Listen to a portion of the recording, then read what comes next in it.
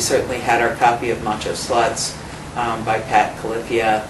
We had our Macho Sluts pins that came with the book at the time. Though we had to fight with the women at the 31st Street bookstore. I'll never forget the community meeting. And Janet from Another Planet was really instrumental in this because she was very much, did not believe in censorship of any sort.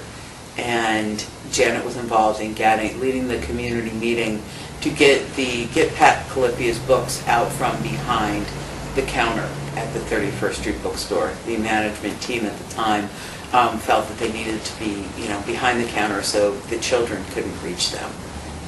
31st Street bookstore catered to feminist, lesbians, and children's books. Had a large children's book section.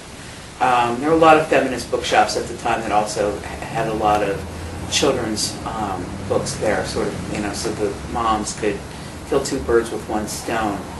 So the 31st Street bookstore was not the only bookstore we had to fight to be able to get to those books. But certainly Coming to Power, the SM Safety Manual, both of which were put out by Samoa. Pat may have author credit on the SM Safety Manual, I don't remember. And Macho Sluts certainly were what we were reading at the time. And we had a couple of early early talks about SM sex at the Women's Rap Group, but nothing was really very organized at that point. Jesse and I certainly had kinky sex, but that was long before either of us owned any kind of leather vest or, really identified. It was, at that point, that was kind of, a boy. The guys had their leather club, and Shipmates had been around for years at that point. And then Command is the new club. And the Gallery 1 bar was the leather bar in Baltimore at that time. It was before the Eagle was built.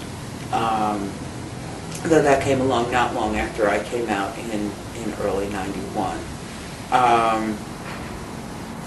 When I really found the organized leather community, after my relationship with Jesse broke up, I dated a few women and found that not all of them were as sexually adventurous as she was, which was kind of disappointing.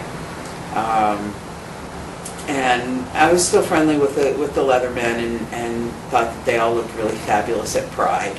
But really, there wasn't much that passed for the women's leather community in the area at the time. And I kept myself very busy at that time because the leather community didn't really exist for women at that time. I split my free time, what little there was of it, between two things, which was community organizing and activism through the Gay and Lesbian Community Center of Baltimore, and also through producing women's music concerts. The likes of Suede and Lucy Luke Tremblay, and some people like that. And some of them, and certainly there were women that came to those concerts at the time, and guys, and gay men that came to the concerts at the time in leather gear. All of whom sort of turned my head that I was way too busy producing the event to really, have much of the time to interact with them. And through my work with Steve Glassman at the GLCCB,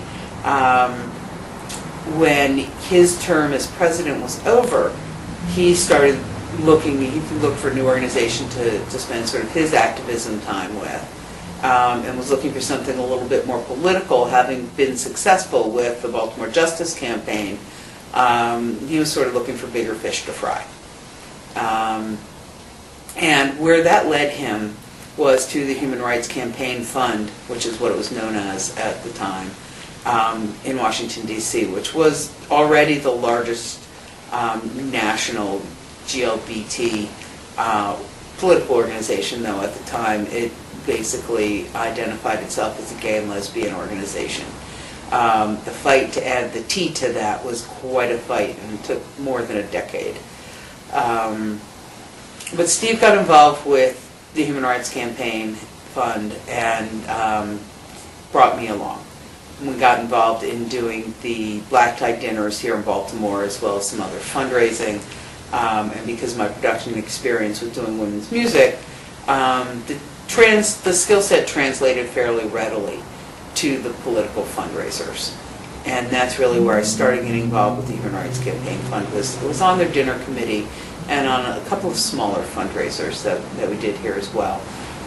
But Steve invited me to go to the first time I ever went to the big black tie dinner in Washington, D.C., which was held in, probably would have been the Omni Shoreham at the time.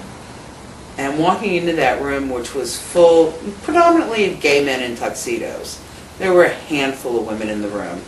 Don't recall anybody being out in leather at that event, but there certainly might have been a guy or two. Certainly no women at the time.